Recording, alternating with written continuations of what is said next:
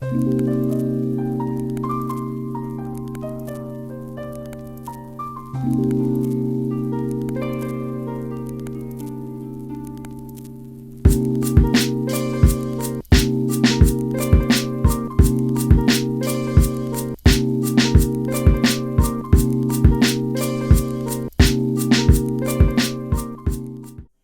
back to Just Barley Victories. I appreciate you tuning in.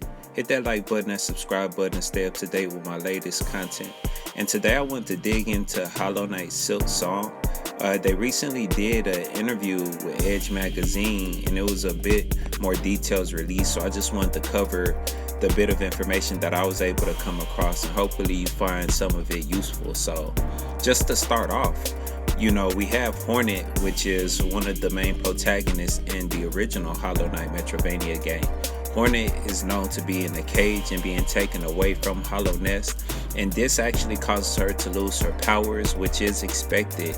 And in Hollow Knight, she was formidable, but in this game, she's going through a couple of things just to get her powers back. You have certain beads, you have the integration of music, and all of these things allow the customization behind Hornet to be a bit more detailed. Even the mechanics of how she jumps, how she falls, the speed, her speed of recovery is all different. So they actually integrated something called the crest system, and this is basically a new user interface. In the original Hollow Knight, or you may not know, but there was a charm system where you can piece together different charms, and these different charms may actually have like a combo effect. You can even overcharm yourself, etc., etc. But the crest system does look pretty unique. I don't really understand how to fully navigate it, but I am aware that there is a new user interface. To complement that, they actually have a melodic integration within the game, and melody is a key part of the game that apparently will open up certain aspects of the world. And as a Final Fantasy fan, I know it's a completely different game, but I love music. I really feel like music brings depth to any game there is, so I'm very interested to see just how the melodic portions of the game sound, and more importantly, how they actually enhance the gameplay. During the Edge Magazine interview, they actually said that there will be more traps within the gaming world, and this game is slightly hardcore depending on your tolerance of difficulties. But as a Dark Souls, Demon Souls, Bloodborne fan, I love traps within a world. It puts an even greater depth to the world. I know you're being deceived, but it keeps you on your toes every step of the way, because you never know what's around the next corner. So I know it's something minute, but I think the fact that they will be including more traps within the world it's an amazing integration. There are a few more details within the Edge Magazine, actually a lot more details, but another one is the way that they're utilizing money. There's supposedly a banking system within Hollow Knight Silk Song. So you have these rosary beads, and apparently if you spend a certain amount of rosary, you'll be able to retain a certain amount of rosary.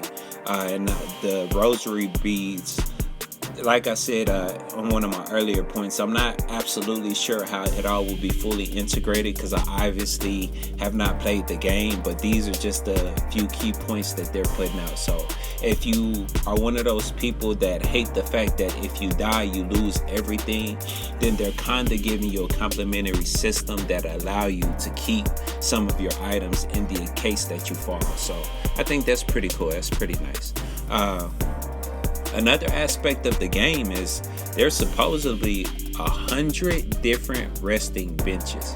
Now, in Hollow Knight, the original game, resting benches allowed you to customize your character. It allowed you to fully restore your health. But on the flip side, the moment you rest, you brought all the enemies back to life. So if you went and cleared a whole section and you sat down, got all your stuff back, got your life, fixed and temperature customization, you just brought everything you killed back to life. So there's a bit of a give take, but what was really unique to me is the fact that there's 100.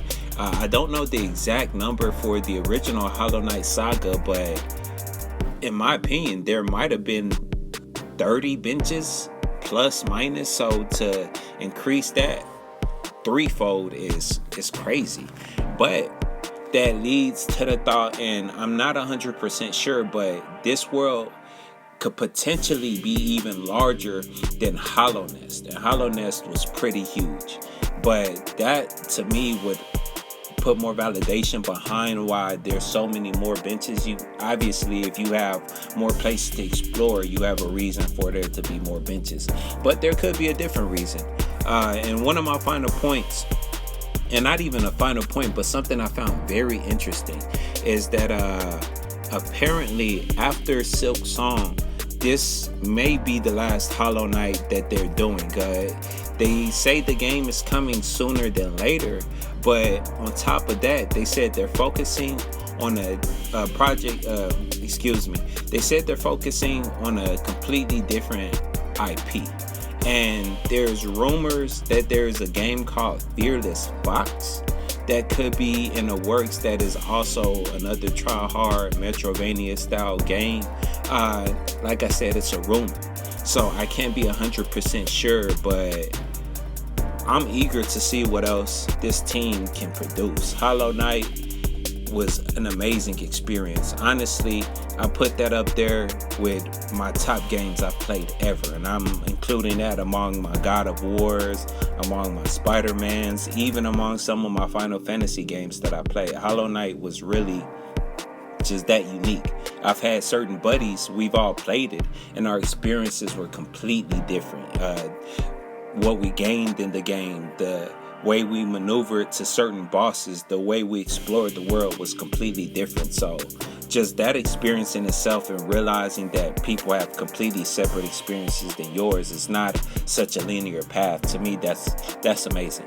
So with that being said, if they did that for Hollow Knight, and they plan to provide the same type of love, accessibility, and experience for Silk Song, I'm very eager to see what other Metroidvania style games that they make for their new IP, whether it is this Fearless Fox game or whether it's something new.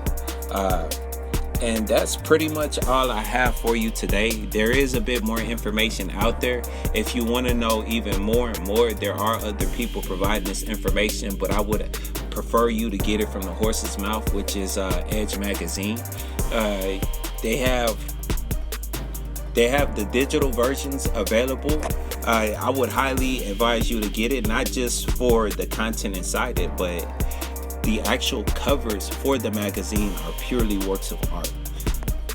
You have to see it. It's amazing. As an artist myself, I absolutely love it. But that's all I have for you today, man. I really appreciate you tuning in. Whether you like the video or don't like the video, I appreciate your viewership. But hit that like button, hit that subscribe button. And as always, thank you and stay blessed.